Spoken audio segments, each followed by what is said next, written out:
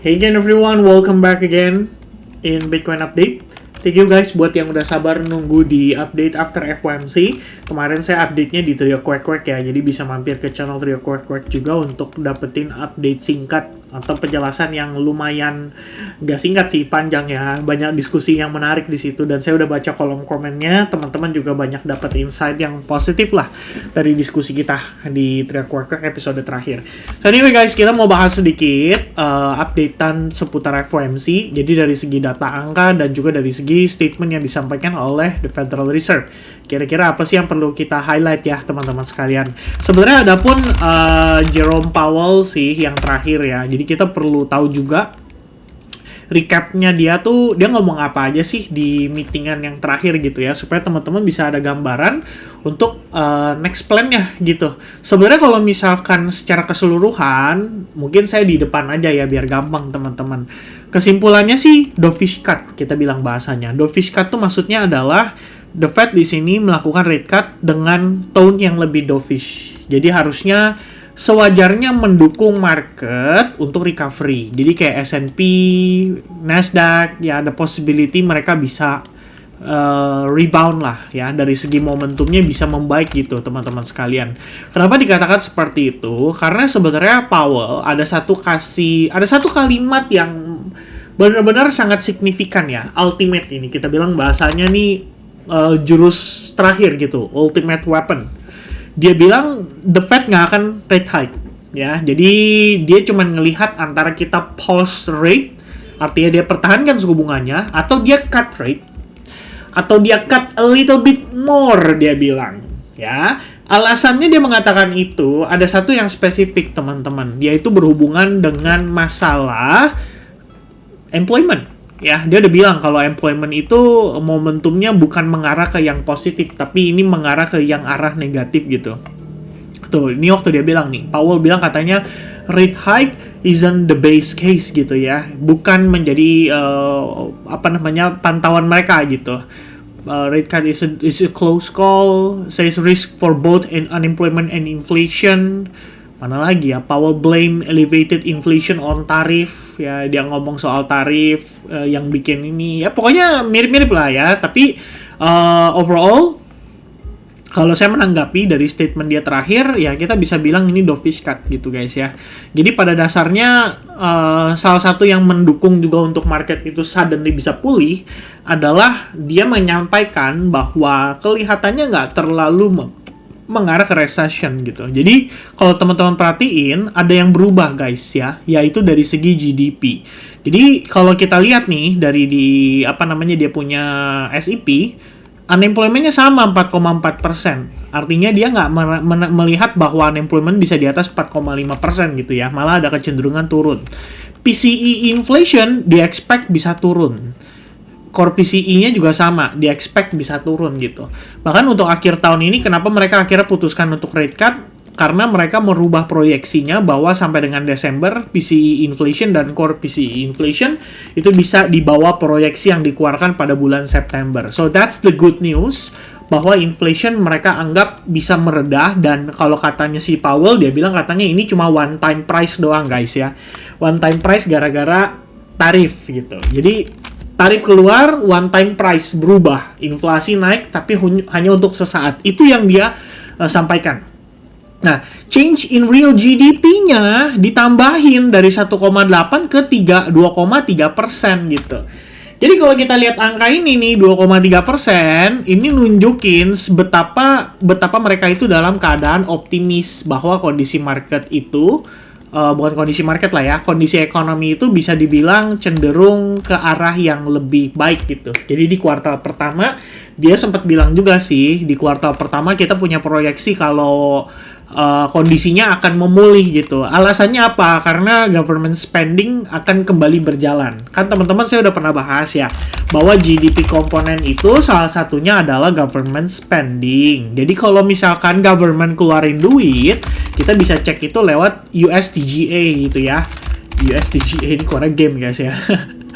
Kita bisa cek lewat USTGA. Jadi kita tahu nih bahwa kalau misalkan ternyata pemerintah Amerika Serikat udah mulai mendistribusikan uangnya, which is sudah, kalau kita lihat per Desember ya, ini angkanya udah turun nih, highest 950 ya, 950, I guess ini udah miliar ya teman-teman sekalian ya. 950 miliar dolar sekarang udah di 805 miliar dolar gitu ya. Ini kalau kalian lihat kan 805,827 M ya. Tapi ini M-nya itu menandakan masih ada tambahan lagi 00-nya teman-teman. Jadi harusnya totalnya itu adalah I don't know ya. It's supposed to be billion, right guys? Harusnya miliar dolar gitu, bukan million dollars gitu. Dan ini udah ada pendistribusian, berarti up to 150 billion of dollars gitu ya, yang udah masuk ke kembali ke sistem gitu. Dengan cara apa? Pengaliran gaji, reimbursement, disbursement, dan bla bla bla gitu ya. Sehingga apa? Kalau misalkan itu ada aktivitas, otomatis government spending-nya naik. Kalau government spending-nya naik, logikanya adalah GDP-nya juga naik gitu. Jadi itu yang membuat mereka mengubah proyeksi itu menjadi 2,3%. Lantas kalau misalnya kondisinya kayak gitu, apakah itu akan membantu market? Apakah bisnis investment akan meningkat? Apakah personal consumption expenditure saya juga akan meningkat gitu? Itu kan sebenarnya jadi pertanyaan kita ya teman-teman sekalian. Bahwa oke, lu bisa bilang nggak recession, tapi kalau cuma karena government spending saya rasa itu juga kurang tepat gitu kan. Bahwa artinya pengangguran itu tetap bisa meningkat dan pengangguran itu tetap bisa di atas batas yang mereka tentukan yaitu 4,5%. So that's gotta be the concern. Apakah kita akan masuk ke resesi atau tidak? Cuman kalau emang dari The Fed yang ngomong kayak gitu, ya udah, saya juga ya udah gitu. Kita ikutin aja teman-teman berdasarkan datanya. Karena market akan react berdasarkan itu, bukan atas dasar kita mencoba menebak-nebak. Nih resesi nggak nih? Akan ada resesi nggak nih? Kira-kira begitu ya, supaya ada pandangannya teman-teman sekalian. Nah kalau dari kesimpulan di sini sederhana aja, menyampaikan bahwa The Fed hanya akan menambahkan satu kali rate cut aja di 2026. Jadi ini bisa dibilang merupakan kekecewaan sesaat ya. Kalau kita ngelihat ada selling pressure setelah FOMC, I guess that's because of the kita bisa bilang karena kekecewaan sesaat itu. Bahwa saat ini, well somehow ya, saya juga curious sih, berdasarkan probability agregat, meyakini bahwa tahun 2026 masih bisa 2 kali rate cut. So somehow mereka masih pricing in untuk 2 kali rate cut, walaupun The Fed udah menjelaskan lewat sini gitu ya. Which is ini sebenarnya harusnya menjadi bentuk sell the news-nya tuh dari sini, dari masalah angka proyeksi rate cut-nya. Tapi yang membaik itu adalah GDP-nya ya. Balik lagi ke GDP yang tadi saya jelaskan, karena itu menyampaikan bahwa mereka meyakini tidak akan terjadi resesi ekonomi. Mereka bisa salah, jadi kita tetap nggak boleh juga terlalu overconfident lah ya dengan kondisi tersebut. Nah guys, yang menarik di sini, jadi kalau kita lihat dari statementnya ya, ini kan adalah Fed statement. Dia sudah menjelaskan bahwa di Fed statement ini udah fix lah ya, mereka akan melakukan aktivitas buying back terhadap T-bills yang juga akan jatuh tempo. Jadi akan direinvest sama mereka. Dan yang kedua itu adalah jika diperlukan, mereka akan membeli juga nih T-bills yang jatuh temponya kurang dari 3 tahun. Jadi secara jangka pendek. Nah ini yang ngeluarin itu adalah US Treasury by the way. Jadi kalau misalnya US Treasury butuh uang, butuh dibelikan, ini secara gampangnya lah ya, mereka lagi pengen kontrol bond. Jadi yield yang dikeluarkan, yang dihasilkan oleh bond itu pengen dikontrol angkanya supaya dalam keadaan tidak terlalu tinggi tapi juga tidak terlalu rendah ya. Di sini yang kontrol nanti harusnya dari si Federal Reserve. Jadi mereka yang belanjain. Ini kalau orang bilang apa istilahnya QE diam-diam guys ya. Dibilang bahasanya tuh QE diam-diam. Jadi supporting keuangan mereka tapi tidak dengan cara terbuka gitu. Ya, di sini yang perlu di-highlight juga adalah masalah mereka atur alur likuiditas dari perbankan ya. Jadi kalau kalian lihat yang overnight repo itu akan kena 3,75%. Kalau yang ngambil dari The Fed itu akan kena 3,5 ambil yang reverse repo, artinya kalau misalnya bank ada duit kelebihan nih, terus dia mau taruh nih di reverse repo supaya lumayan lah dapat bunga 3,5% gitu. Itu kan dialirkan lagi duitnya dari si The Federal Reserve dengan batasan maksimal 160 miliar ya per hari, teman-teman. Jadi udah nggak boleh lebih tuh. Dia ada pembatasan seperti itu. Nah, dapat bunganya 3,5%. Kalau mereka butuh dari The Fed, mereka kena bunganya 3,75%. Jadi ada selisih 0,25%. Ya, sebisa mungkin artinya apa? Ya jangan dialirkan ke The Fed. Kalau bisa alirkannya ke duit ini kalau bisa ya. Harus mereka atur sedemikian rupa. Jangan sampai kita kekeringan atau kekurangan likuiditas nih. Karena kalau kita kekurangan likuiditas, kita pinjam ke The Fed, bunga kita sedikit lebih mahal daripada kelebihan uang yang saya titipkan ke The Fed. Kira-kira begitu ya. Nah ini ya aturan mereka dalam ngontrol likuiditas lah teman-teman lebih kurangnya. Cuman I guess di highlight itu bukan di sana, tapi di highlight itu lebih kepada di sini ya teman-teman sekalian, berbicara soal mereka mau belanjakan kembali uang-uang yang saat ini udah akan jatuh tempo gitu. So itu adalah kabar baiknya. Somehow sebenarnya dianggap relatively good ya for the market, tapi market mungkin juga nggak akan respons yang kayak gimana banget karena kita udah antisipasi dari pengumuman The Fed sekitar setengah atau 1 bulan atau 2 bulan yang lalu ya, tepatnya pada saat bulan Oktober. Karena mereka udah tegaskan lewat officialnya, lewat Federal Reserve Statement-nya bahwa mereka akan stop QT dan akan reinvest mereka punya T-bills yang udah pada jatuh tempo itu. Itu aja sih teman-teman sekalian ya dari updatean terakhir. Jadi kalau dari sini, apa sih yang sebenarnya perlu diantisipasi, apa yang perlu kita lihat teman-teman? Kalau saya, seandainya nanti ke depannya ya, yang kita perlu perhatikan baik-baik, yang berpotensi menggerakkan volatilitas market secara ekstrim, itu tandanya dari sisi employment, ya labor market data. Jadi teman-teman lihat tuh nanti, minggu depan NFP, unemployment rate keluar, itu volatilitas harusnya akan meningkat. Oke, itu yang pertama. Yang kedua teman-teman sekalian, Jerome Powell di sini bermain slightly lebih safety. Walaupun dia mengatakan ada berbagai anggota Federal Reserve yang nggak setuju, beberapa dari mereka justru memilih untuk tidak melakukan rate cut dan bla bla bla gitu. Tapi dia di sini lebih ke arah ya playing safety gitu ya. Lagi-lagi dia nggak kasih kejelasan soal kedepannya akan seperti apa, mereka akan seperti apa gitu. Dia cuma lagi ngejelasin waktu kita meeting itu pada ribut, ada yang nggak rate cut, ada yang memutuskan rate cut gitu. Terus jadi kesimpulannya gimana Pak? Ya kita lihat data gitu ya. Paling dia seperti itu, balik ke kondisi yang seperti biasa gitu ya, dimana dia neutral. Setidaknya tidak se-hawkish bulan Oktober. Kalau Oktober ditanggapinya hawkish. Karena dia ngomong, Desember belum tentu rate cut gitu. Ini bukan preset ya. Ini bukan preset artinya bukan pasti gitu. Kita harus lihat lagi karena kita berkendara di jalan yang penuh kabut dan bla bla bla gitu. Nah, itu sebenarnya kondisi yang terjadi pada FOMC terakhir. Dan kalau dari dua kondisi tersebut, pertama kita perlu perhatikan data tenaga kerja untuk kedepannya. Yang kedua, dovish cut berarti ditanggapi dengan kondisi yang harusnya relatif mendukung untuk kita kembali bermain dalam tesis yang terakhir saya jelaskan. Bahwa saya meyakini ya minimal 100.000 bisa dites lah ya. Dengan kondisi The Fed tidak mengubah SEP untuk projection di 2026. Dan kabar baiknya, dengan dia menyampaikan dengan tone yang lebih dovish, harusnya, by logic ya teman-teman, kalau menurut saya sih, minimal kita bisa tes lah ke level 100.000 itu. Itu udah paling deket, udah paling rasional teman-teman, menurut saya gitu. Above that, itu akan butuh sesuatu yang ekstra. Akan butuh sesuatu yang lebih daripada sekedar, ya you know, SEP kemarin gitu ya. Bayangin SEP FOMC kemarin itu nggak cukup.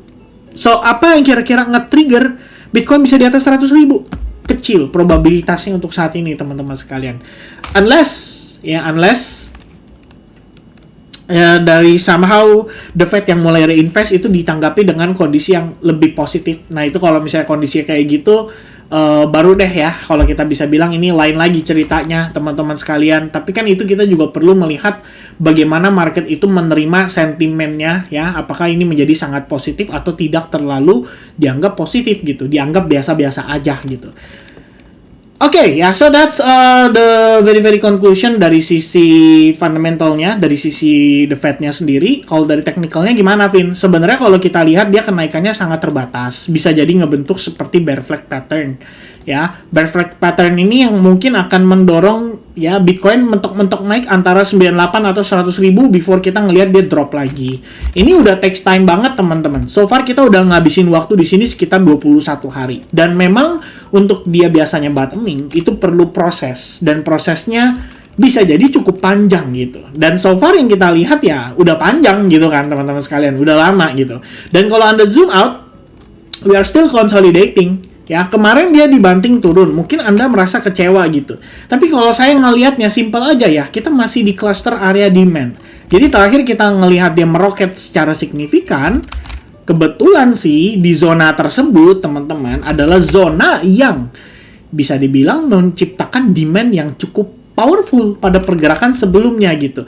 Jadi saya berpikir bahwa kalau misalnya kita ketahan di sini, dia konsolidasi semalam gitu, fake out doang, ada potensi lah dia rebound gitu.